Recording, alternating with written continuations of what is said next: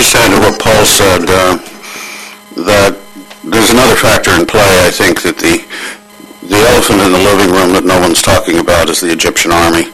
I'm an Egypt hand.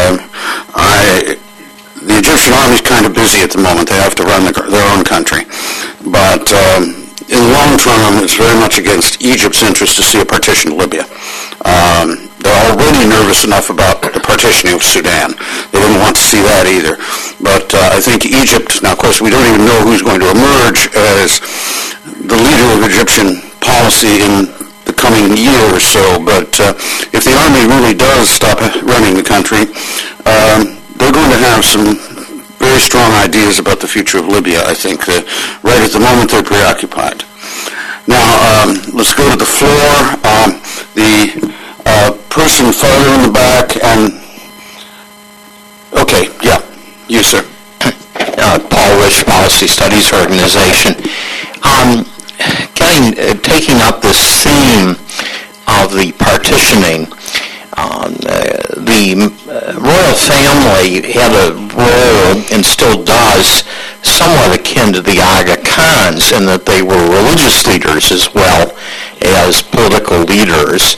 And they have remained reasonably respectable. They're not like King Farouk or someone like that who was guilty of Hollywood debauchery.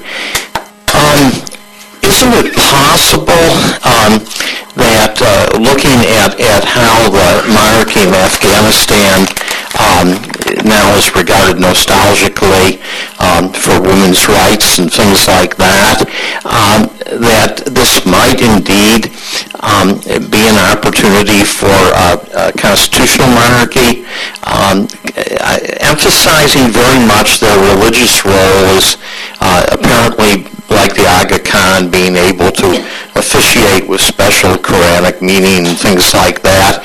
And apparently it's been not picked up a lot in the press how many followers they have in terms of a mosque-oriented indigenous religious base.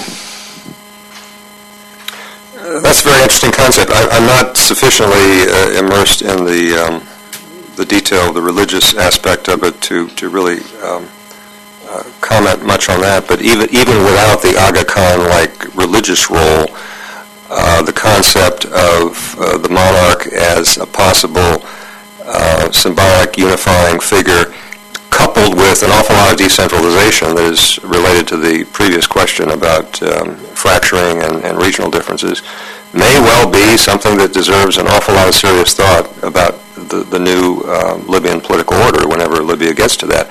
Yes, that has been an issue of nostalgia for some who have thought about Afghanistan, and some who have thought about Afghanistan have pointed to Spain as an exemplar of how you have the monarchy continuing, or what basically a role restored after Franco's death, coupled with an awful lot of regionalization and decentralization, to the provinces. And I think that's a very interesting idea for Libya. Here in front. Could you wait for the mic and then identify yourself, please? Thank you. My name is Maida Besic. I'm with the Al-Hibri Charitable Foundation. And my question is, regardless of what outcome comes about, whether Qaddhafi not steps down, whether he's removed or actually steps down, and the rebels win, what processes are currently in place to bring the people together, rather, because you still have the opposition force and you still have people in support of Qaddhafi, but then you have people against him. At the end of the day, you still want these people working together for their country. So what process is in place right now to bring that outcome? Because it goes into what is the current goal? Is it really to save lives, or is it to remove Qaddhafi? What are we looking at? Well, does it make sense? It does make sense, and my concern is there isn't a process yet. And this gets to my closing point, my earlier remarks, that the process of constructing a new order is going to be a huge one, and we have to think about what external aid for that is necessary. And the various aspects of the unification theme that are part of your question are all part of that. They have to do with security forces. They have to do with new political structures. They have to do with a new constitution. The task is going to be enormous, and that's a very good question, because the short answer is we don't have a process or in place to make that happen.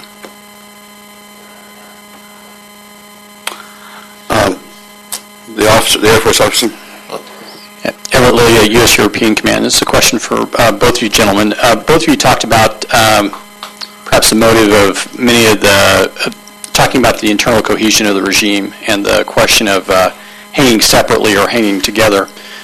In your mind, are there things that could be done from the outside that could incentivize ways for some of these actors to depart the regime, to help it splinter or disintegrate?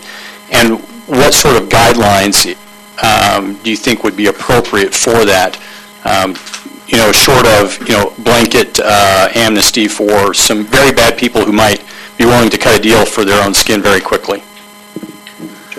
That's, I think, a good and tough question, because I think so many of the people in the within the regime, in the core of the regime especially, are going to be heavily tainted by what's happened, including brigade, down to brigade, battalion commanders, the military, and so on, who have actually executed the operations. As far as I know and can tell, NATO is already trying to get the Army, to go, military units to go back to the barracks and just leave their equipment and so on. So you can continue to do that, but I think at some point, the U.S. intelligence community, or NATO, intelligence support to NATO, has got to identify likely candidates for peeling off from the regime. People that aren't too tainted by what's gone on, people that can say they were and can defend that they were just executing orders, that their families were at risk if they didn't carry out orders and so on. But as to exactly how you would carry that out, I think that's a tough question, because there is going to be, I think, widespread guilt by the forces that have been trying to keep the regime in power. So it's going to be a difficult question. It's an excellent question, and I would be surprised if NATO and U.S. intelligence weren't already trying to do exactly what Jeff mentioned, based on probably some of what would be provided by someone like Musa Kusa, and this was part of his leverage, having this kind of information as to who other potential defectors might be, and what sort of considerations ought to be brought to bear on trying to entice them to defect.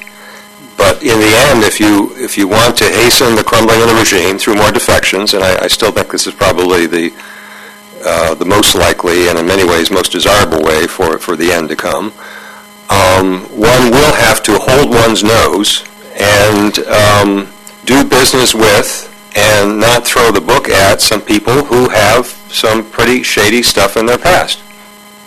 Musa Kusa is one. There will be many others. But if we are really interested in the larger saving of lives and having a at least halfway acceptable outcome in Libya, we're going to have to use those sorts of tactics, even with people that cause us to hold our nose.